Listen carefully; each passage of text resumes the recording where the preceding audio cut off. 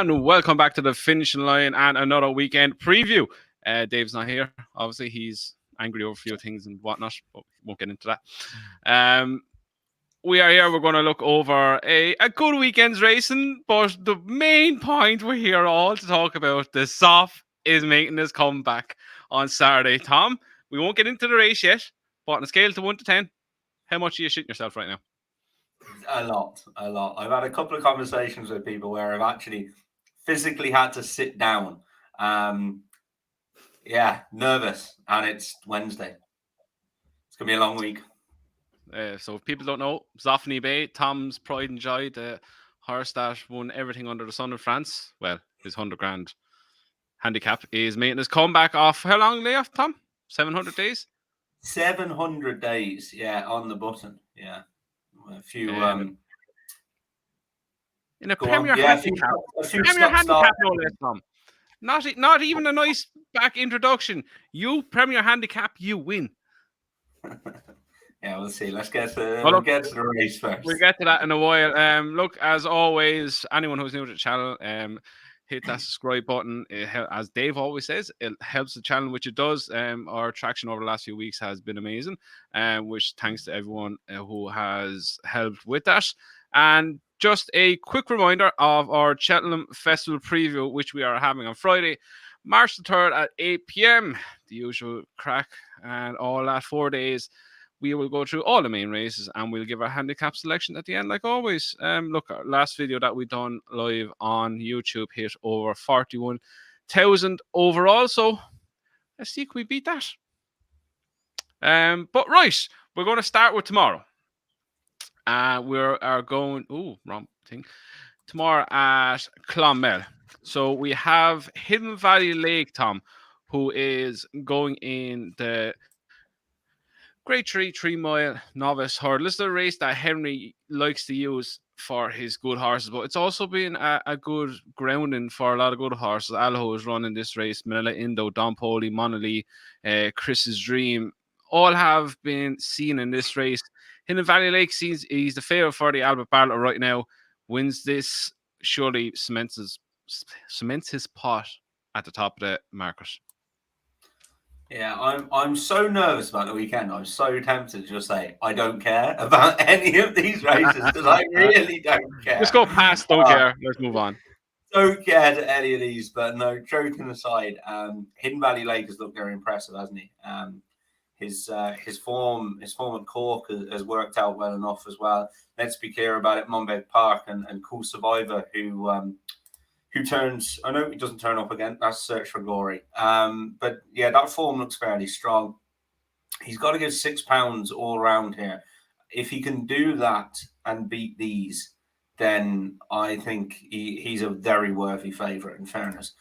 Corbett's Cross, as one who's kind of snuck under the radar, he actually reminds me a little bit of a horse who won this a few years ago, Chris's Dream. Chris's Dream was trained by Eugene O'Sullivan before transferring to Henry. And he had a similar kind of profile without the handicap win.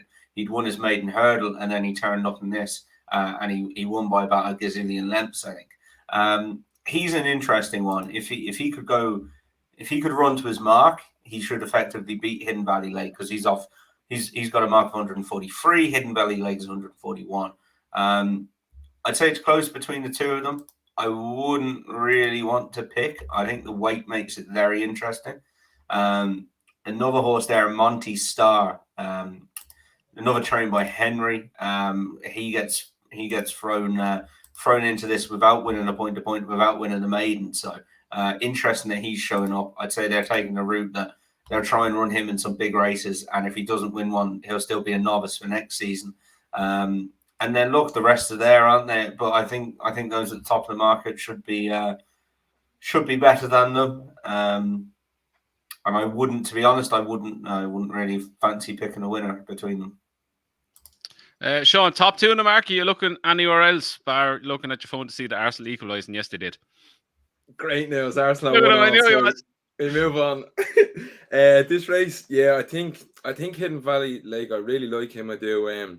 I think he could be the real deal. You don't see many stairs with the turn of gear that he showed at Cork. And as Tom said, we seen the Gigginstown horse who finished in behind that day, Cool Survivor, come out of the Dublin Racing Festival, and he ran on late there, not being too far. He does have to give away £6 here. And I've said it a couple of times now, I'm still worried about the Henry form. He's won from 17 in the last 14 days with a 6% strike rate. I just wonder the horse is running under a little bit. He has very worthy competition here in Corbett's Cross, giving him £6. He won well in the handicap the last day. But with the dead 8 in here, I was just interested to see Search for Glory. He showed good maiden form at Christmas time in behind Goodland. And I just think at 8-1, he might be a little squeak each way. People don't like the top 2 here. Yeah, for me, Hidden Valley Lake, I've obviously put him up in my anti-post selection a few weeks back. So I'd be hoping he'll go very close, if not win. Look, the £6 does make it very interesting with Corbett's Cross, as Tom alluded there. He's after switching to Emmett Mullins. But the way Hidden Valley Lake won at Cork, the way he picked up after the last and put Coos the Fire away, was very, very impressive. I think there's only one way this lad is going, and it's up. Again, he's rated 141. Corbett's Cross is rated 143. That brings him a lot closer, giving the weight away. But Cool Survivor did go on to finish fourth behind Goodland in the Dublin Race Fest. That was over 2 miles 6. And he can step up to 3 mile. We'll see with him wherever he goes next. Let's be clear about it. Who was behind him as well that day, since going on and won. So the substance of the form, he's a horse going on the up. It's only his second completed run. He was carried out in his point to point. Everything is there for him to run a massive race. I think if he ran and won this well now, he'd be bang up there. And Albert Bartlett definitely would. It's a race crying out for something that's going to be just to take the race by the scruff of the neck. And I think he could be the one. But again, the form of Henry's, look, I don't know if we're reading too much into it again, whether it was just we're kind of still looking back on the year he had at Cheltenham and the Aintree Grand National and all that. Are we looking too much into that now? If we go back to years before, it was always kind of like this. And he kind of came in. We are a little bit. If you look at his last, 7 runners, Honeysuckle second in a grade 1, In the Pocket second in a grade 1, Ballyadam third in a 17-runner handicap hurdle, fourth in a 15-runner maiden hurdle. Magic Days won a listed chase, third in a 15-runner maiden hurdle, third in a 17-runner handicap chase. Like, they're not running. You flip a couple of those, which you could easily. Like they've all been beaten less than 10 lengths, and then you're saying he's in sparkling form. Now, I wouldn't say he's in sparkling form, but they're not running bad. You know, I don't think they're as bad as everyone's making it out to be. I said this recently. I think it's a case of the saying that they say you're never as good as they say you are when you're winning, and you're never as bad as they say you are when you're losing. I think that's perfectly put to Henry, to be honest. Like, the good horses are running good, and the mediocre horses are running to their level. And I know visually some of them are stopping. Well, just so like I can see why people are saying, "Oh, he's in terrible form," but the good ones are still running quite well. Yeah, I think that's the key bit. The good ones, like you look at the grade 1 horses there, he's won a listed chase. Magic Days is very good. In the Pocket ran above his odds, expected him to. In a grade 1, I wouldn't be worried if I was backing him on putting that. Right, now we are going to hit the weekend. We are going to go to Ascot first and the 150. Grade 2 chase over 2 miles, 7 furlong, more or less 3 miles. We have Bold Endeavour here at even money. We have Gala de la Tour at 7-4. Kenodo Kuwait, whatever way you want to pronounce it, is 3-1. Super Survivor is 6-1 and 10-1. Bigger the rest. Sean, this looks like a good race, but for me, I think that the mare is the one they all have to beat. The Gallia de la Tour? Yeah, that one. Yeah, I wasn't too sure whether she was going to run. I thought I heard they said she's not running. Yeah. The other day, she's not running. Well, that makes it easier for the rest of them. Yeah, I thought she needed soft ground, and then I just wanted to take on the favourite here. I couldn't be touching him at 10-11 now, Bold Endeavour. He's won 2 handicaps, and he hasn't really. The one time he went over 3 miles, he was pulled up at Aintree, so the trip is another do. The one I've come down here is Kenodo Kuwait. He's a progressive handicapper. He's actually unbeaten over fences. We put him up earlier this year when he was running at Aintree, and the jockey's been doing very well here. I think he could be well better than a 132 horse. He's been dropping him on the line every time. I think he'd be staying all day. And in a race where I just didn't fancy the favourite at all, I thought Canando Quetu at 3-1 wasn't too bad if you want to take him on. Where are you looking at this, Tom? Yeah, with Sean. This is the horse I took him on at Aintree. And I thought I could get him beat, to be honest. He'd improved in lesser graded handicaps, but he absolutely bolted up that day. And since then, since his last run, I've been a big fan of his. I was watching his race back today, and just the way he travelled, he pricks his ears. Then you watched the Uttoxeter race as well. He travels so well, and then he pricks his ears, and on he goes. I think he's got plenty left. I think he's gone well fresh before, and if they're targeting this race and coming down for this, then he's going to definitely be fit. I think he's the progressive one. Sam England, again, like, look, if you take form on face value, 0 out of 7 the last 14 days, 12 runners, 33 days since a winner. But then if you scratch the surface, 3 seconds, 2/3, and one of those has beaten ahead at 13-2. So, you know, I'd say they're in reasonable form as well, in fairness. And yeah, same as Sean, Bold Endeavour. I actually backed him the first day at Leicester. I thought he didn't have to improve too much to win that race.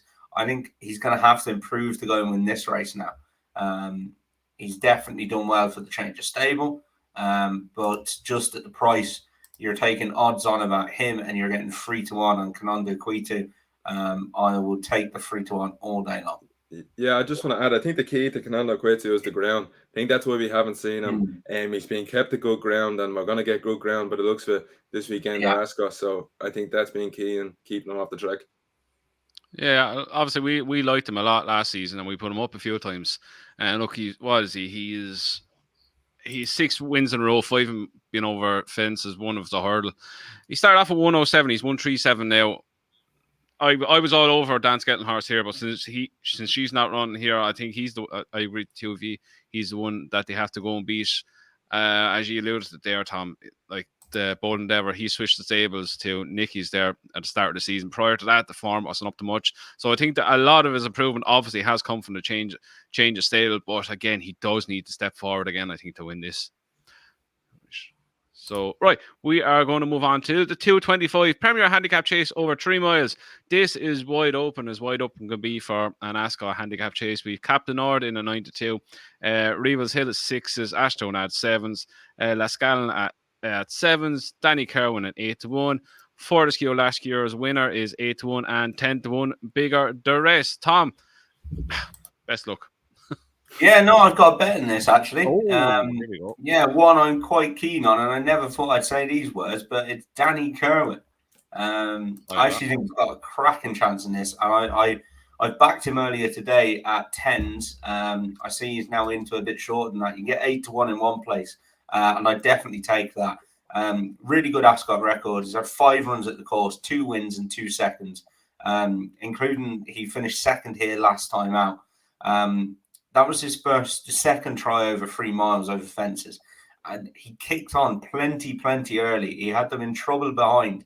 It was a really good race as well, I thought. It was Our Power won it. The what's his name? Sam Thomas horse. How do we forget Sam Thomas after the weekend we had? Sam Thomas horse won it. Our Power, T Clipper, fullback, they were all in there. Kitty's Light, Good Boy Bobby, and Sam, and Major Dundee. A really solid Ascot handicap. I'd say that was every bit, if not a little bit better than this race, I feel. I actually think this lad will go off favourite. I think they'll get well stuck into him. I've had a few quid on, and I'm going to have some more on if I can actually sweep up the last 8-1. He's gone well fresh before as well. That helps. He's been given a nice break before now. He goes on good ground. Yeah, I think he's got loads in his favour. What about you, Sean? What do you think of this race? Yeah, I thought this was a very tricky handicap. Now, I went through and I just kept coming back to him. Captain Ord, he's at 6-1 in here, a little bit of an each way price. I think he ran in a big handicap the last day at Doncaster. The Gall Law and Thief for 3 were in there. He came second behind Cooper's Cross. I think, as I said, he gets his conditions this weekend on good ground. All his wins have come on good, or good to soft. And in a tricky race, I might just take the little 6-1 on Captain Ord. Yeah, I thought this was a very hard race. But one I did fall on was last year's winner, Fortescue. Look, he's not been up to much this season. He's been beat 28 lengths, 10 lengths. So he's pulled up then in the Welsh National. But if we go back to last season, he won this race off 143, which he's back down to today. He beat Fiddler on the Roof. Inside the last final 110 furlongs, 110 yards, which was a very good performance. That came on the back, just in behind Royal Pergoy ahead up before that, 5-star Getaway at Kempton. If he gets back to that kind of form, he has a massive chance here, I think. You know, these horses be target for a repeat of successes year in, year out. I think he'll have a massive chance. About 8-10 to 1. He's a good each way shot, I'd say there.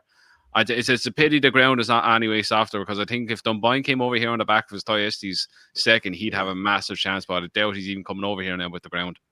Yeah, I was actually looking at Dunboyne myself. I wonder, was he picking up his mark for maybe something at Cheltenham? Yeah. Kim Muir or something like that.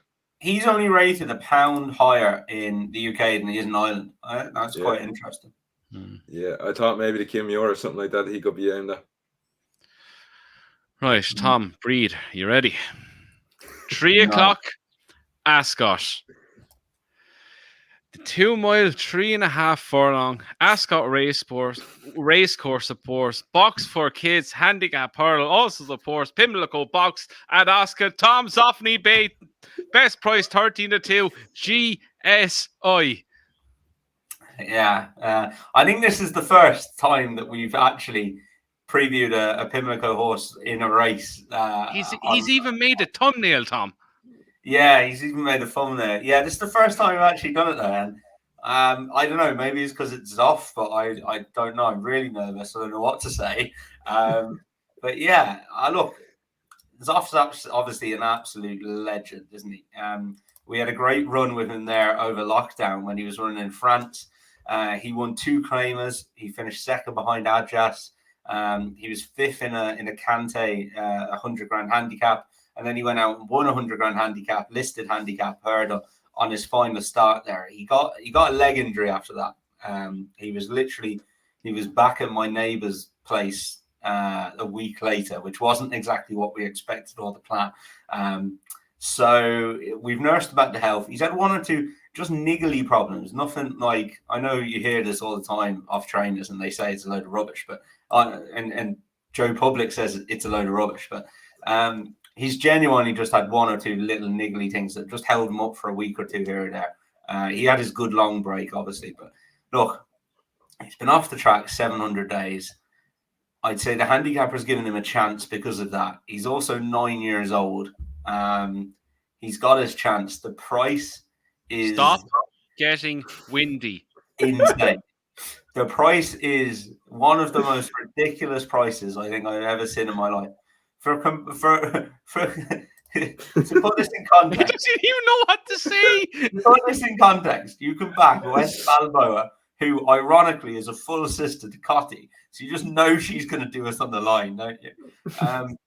You can back West Balboa at the same price you can back Zoff, and on her last start, which was only about 30 days ago, if that, she won the Lanzarote handicap hurdle. She's gone up £6, and her trainer says that he kind of has to run her in a handicap rather than go to graded races because he thinks she can still win off her mark. So you can back those 2 horses at the same price.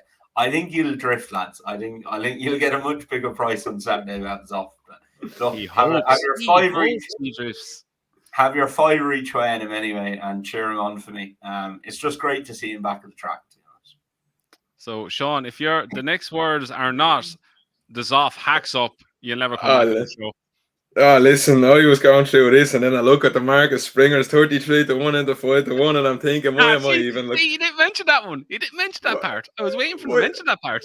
Why am I even looking down this field? I should be just sticking to the horse on the podcast. For the clue is in the thumbnail. Yeah, it's all there for us. For listen, I had a look at this, and I thought, as Tom said, West Balboa and Good Risk at all in there. I went with Good Risk at all myself. He won this race last year. Excuse me? Yeah, listen, Tom, I will be cheering on your horse. Don't worry. Use your head here, Sean. Use your head. 1,000,000% I'll be back in the Zoff and screaming on for you, Tom, no doubt. But Good Risk at all will be carrying me money as well. He won this race in a Canter last year. He is up £16. He went to Haydock the last day over 3 miles, and I just don't think he stayed. But I think back in here, he'd be very competitive, and I think at 5-1, he's going to be the bet here for me. So the way I'm looking at this is what's going to follow home this off. It's the way I'm looking at this race. I just look at him. You just get so worried every time we start talking about it. Oh, poor Tom. I couldn't do it to you, Tom. I know you're not going to sleep as it is, so I couldn't put the extra pressure he's got to put on now. I should just point out before you tip up Zoff, he also needs 7 horses ahead of him to come out to get in the race. So it's not even a given that he'll get into the race yet. So we'll see tomorrow morning. I hope he does, but 7 need to come out for him to get in. So Tom Windy Rain. Jesus Christ almighty. Anyway, so the Zoff. We love him. I've backed the Zoff in France 2 or 3 times, and it's not even that is why I love him. It's just Tom, right, we'll go back to the old podcast days. If the Zoff wins, will you now get the Hoff? Oh! There was talk about that when he was coming home. If anyone doesn't know who the Hoff is, the Hoff was this goat that we were going to get Zoffany Bay to keep him company while he was injured out in Tom's garden. I'm going to see if the mug is here, actually. The mug is here. Hey. Show the viewers. Hold up now and I'll make you bigger. Can I make him bigger? We'll make him bigger. Probably don't need to do that. There you go. So you got the Zoff. And the Hoff! Yes! We were going to get a goat to keep Zoff company, and we ended up, we found him somewhere to be looked after. So the stables will follow at some stage, but maybe in the next house. I will show you this as well, which is quite cool, actually. It's up here. This is the... There we go. This. Oh, there we go. First off, you need to open that up and secure that horseshoe.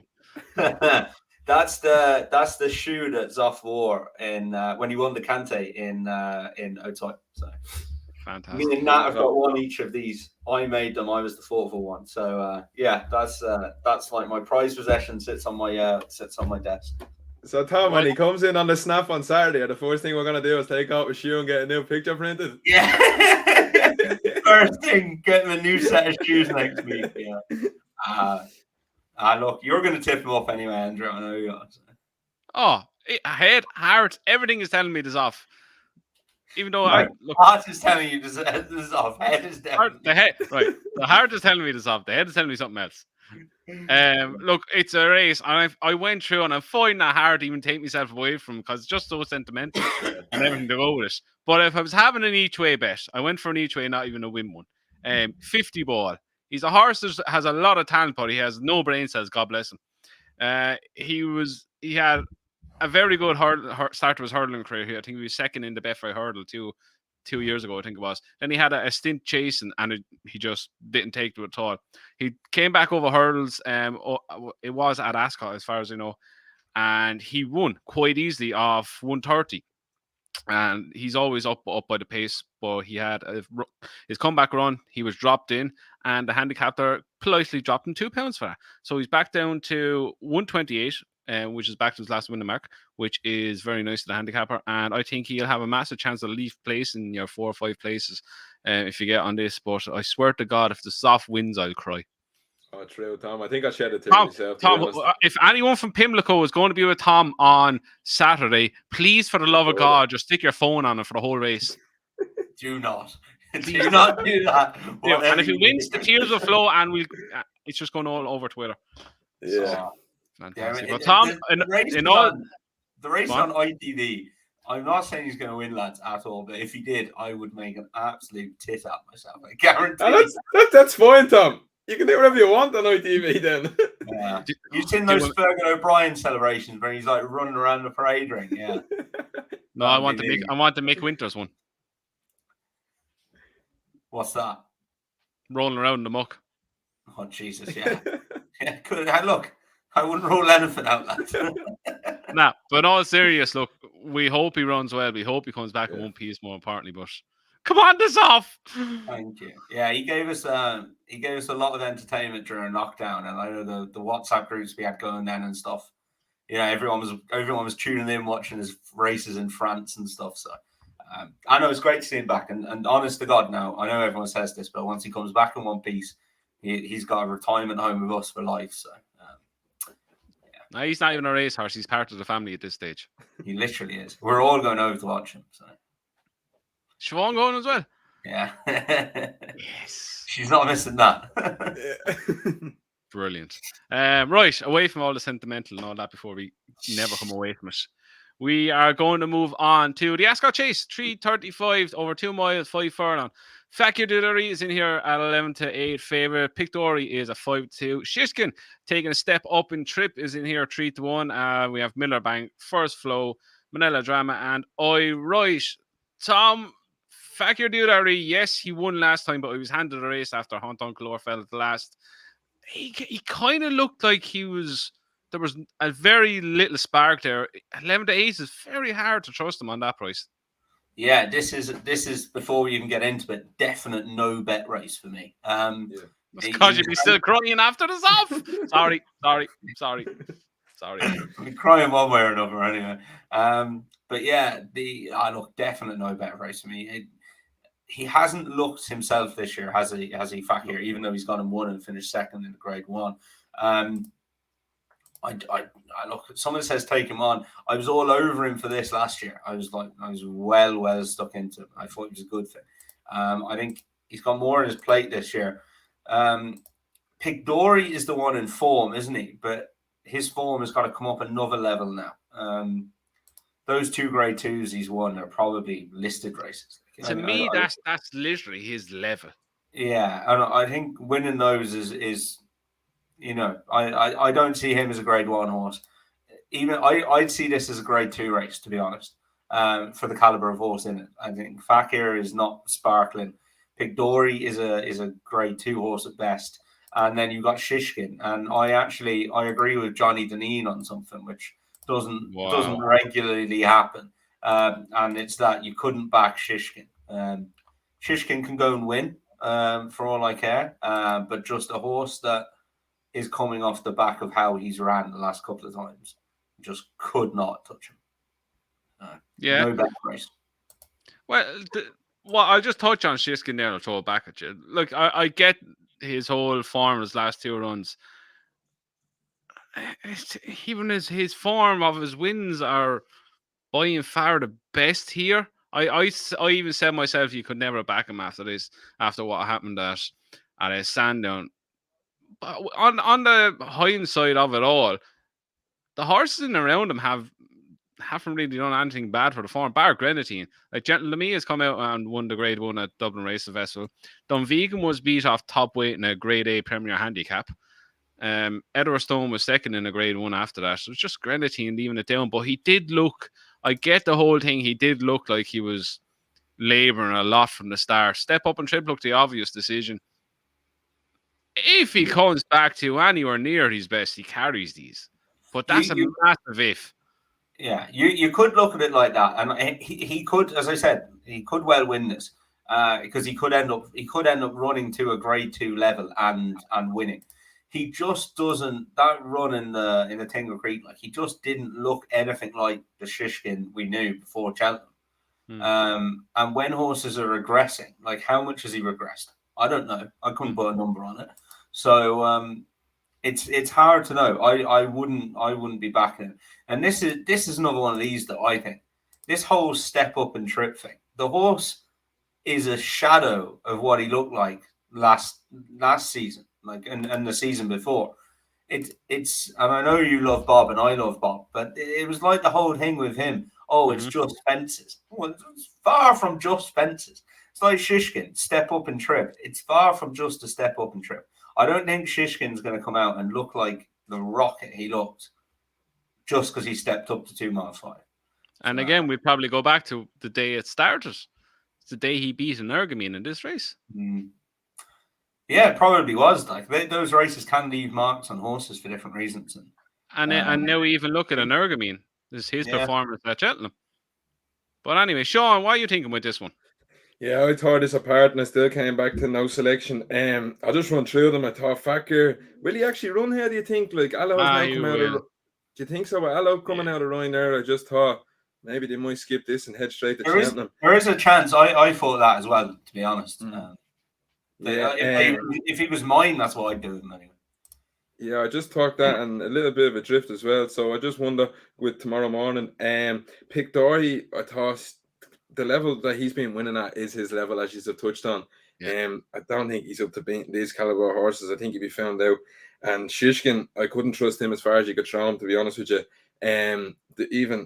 Everything just at Sandown was just going the wrong way at all. He jumped the pond fence nearly horizontal at one stage. I know it is a step up and trip, and that's what they think they've been crowing for, but I don't even think it's going to be that Shishkin. I think there's something wrong there with him, and as you see, when these go wrong, they very rarely come back, don't they?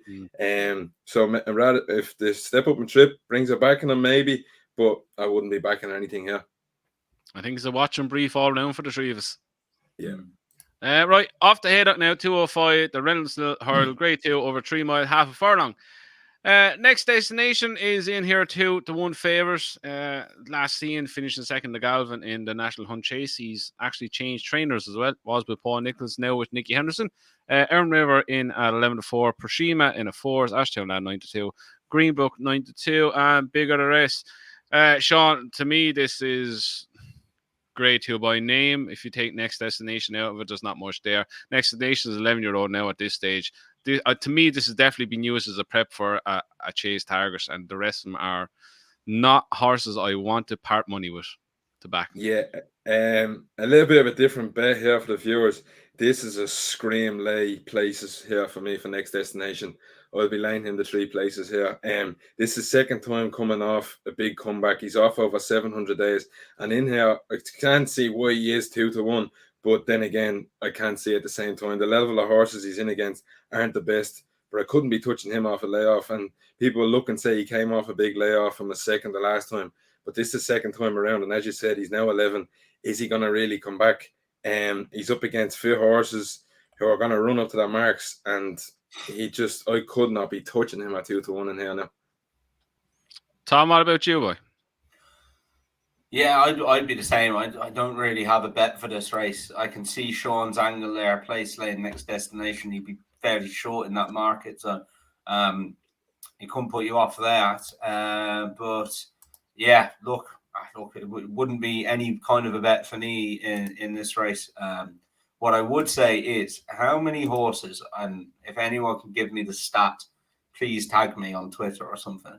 How many horses have been trained by Willie Mullins, Paul Nichols, and Nicky Henderson?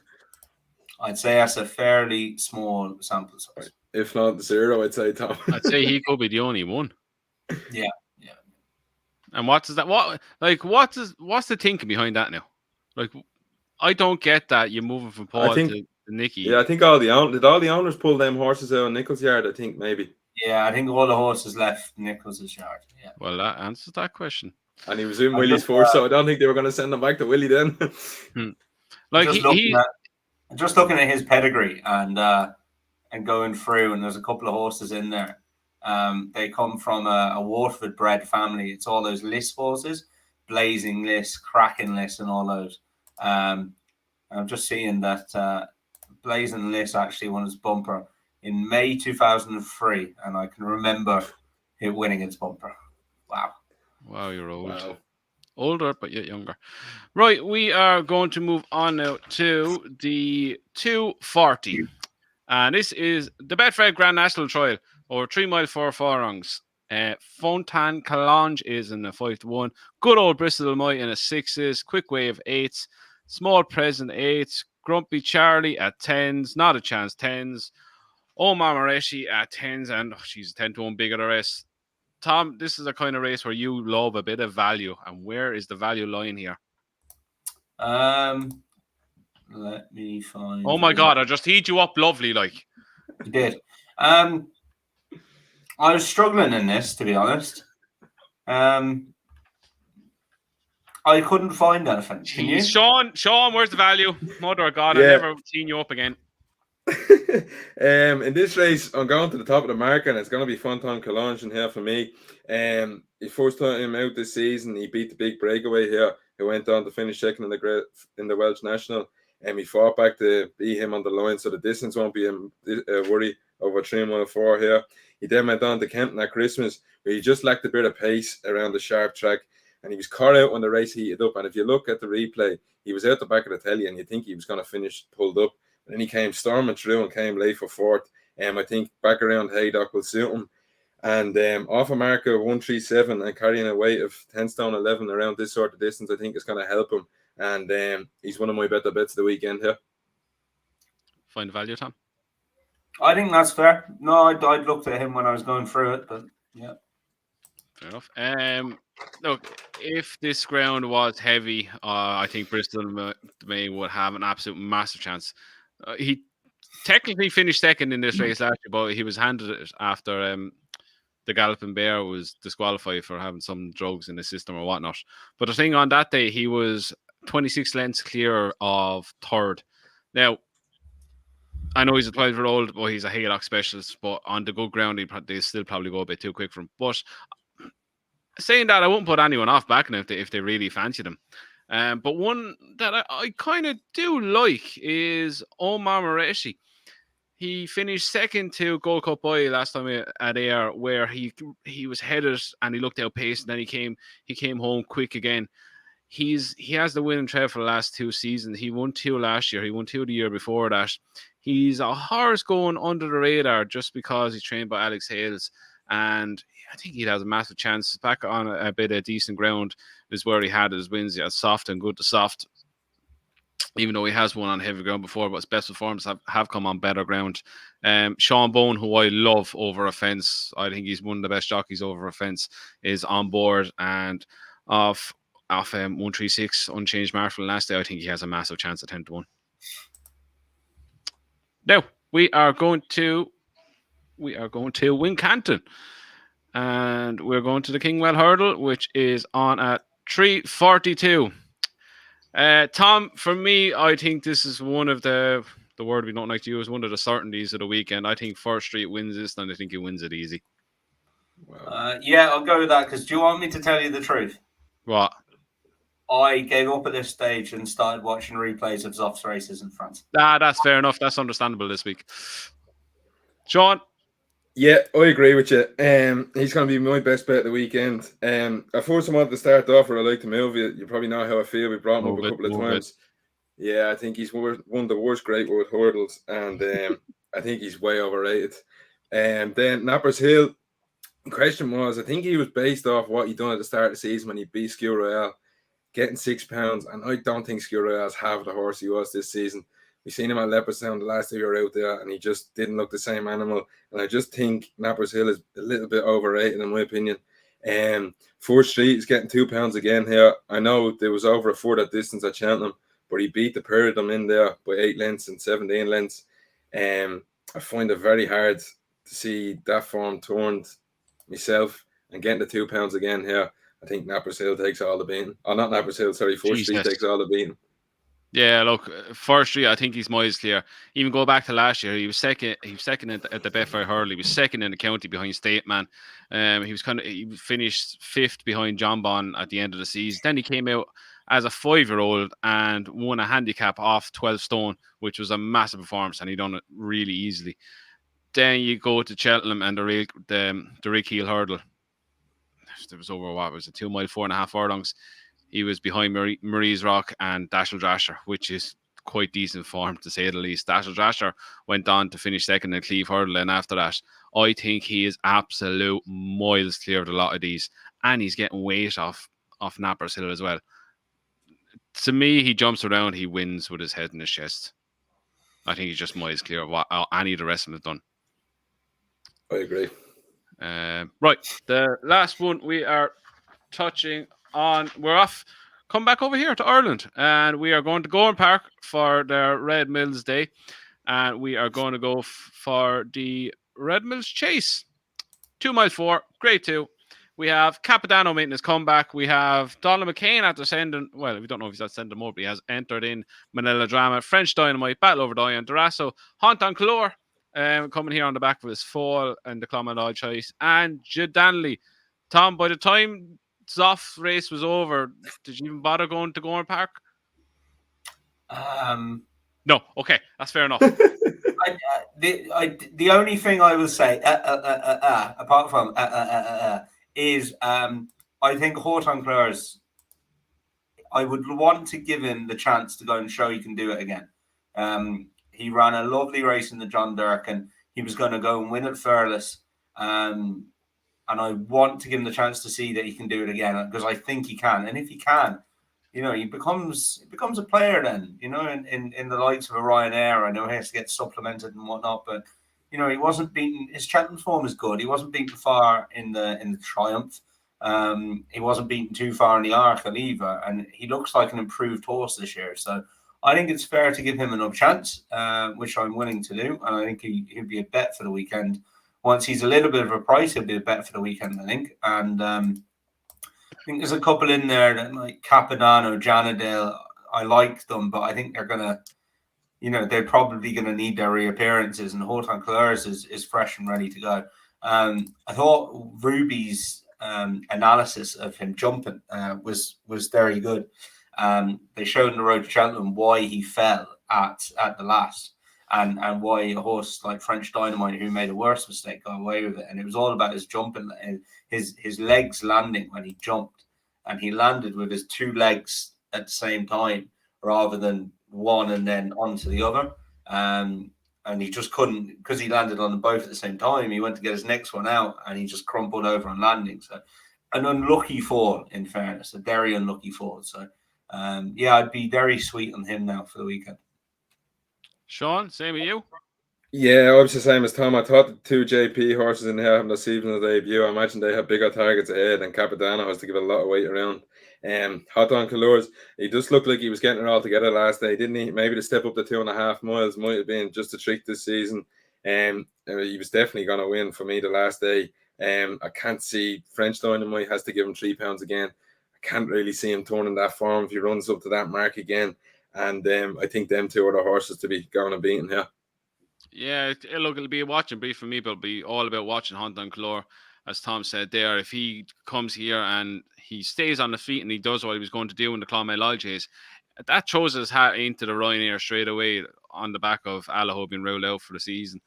But yeah, look, I'm looking forward to seeing what he does, if he can do it again, and where it'll lead for Cheltenham then after that. Right, that is the last race we're going to cover for this weekend. Now we'll get on to our naps and next best. Tom, nap next best, Zoffany Bay, Zoffany Bay, Zoffany Bay. No, we're going to use our head here. And my nap is Danny Kerwin in the 225. If you can get any of those 8-1, 7-1 prices, I can see him being 3-1 on the day. I think they'll get well stuck into him. So, get on him if you can, I think. And then Horton Clares is the next one. It's a tricky weekend for me. The only two I'd have any interest in backing after that are Horton Clares and Kanondu Kwitu. I think he's got a hell of a chance in that Ascot race. So the two of those is the next best, and then Danny Kerwin. Sean? Yeah, nap for me is short, but I think 4th Street wins, and next best will be Fontaine Calanche at Haydock. My nap, same. 1st Street, I think he wins all day long. And I'm going to go an each way next best, Omar Mareshi in the Grand National Trial at Haydock. So I can't believe you didn't nap Zoff. I was waiting. I was going to say it, and I was going to say it before. I am not going to absolute. The one horse I do not want to put a hex on is a Zoff. Yeah, same here. But I'm going to nap him up on Saturday on my blog. But anyway, what I should say as well is we're making this all about horses that we own. Is we've actually got a new Pimlico horse for the first time in a while. A filly called Pastoral. I think the best way to do it is if you check out our socials. A gorgeous grey filly. So she's a beauty. One thing and one thing only, Andrew. Dave O'Keefe is in. Yeah. In. Dave O'Keefe. He's seen the grey legs. He's like, yeah, I'm in. Where do I sign? Yeah, Tom shows a picture of this girl up at the DRF, and Dave's eyes just lit up. He was like, "Give me some of that." She's a cracker. She's a big girl. She's only 4. She won on her second start at Pau a few weeks ago. Her half brother is being named at the French Gold Cup in a few months' time, so she could be getting a lot more valuable then. But yeah, no, she's a cracker, absolute cracker. So really looking forward to her. Right, so that is us done for another weekend preview. We are going off now to record our Cheltenham Festival, another anti-post preview where Tom is going to go over his selections, which he missed on Sunday. So we finish this, head over to that, and we will see you on Sunday again for another episode of Talking Points, where we'll go over everything happened on the weekend. And Tom probably won't be here because he'll still be in a hula hoop after the Zoff wins. Bye bye.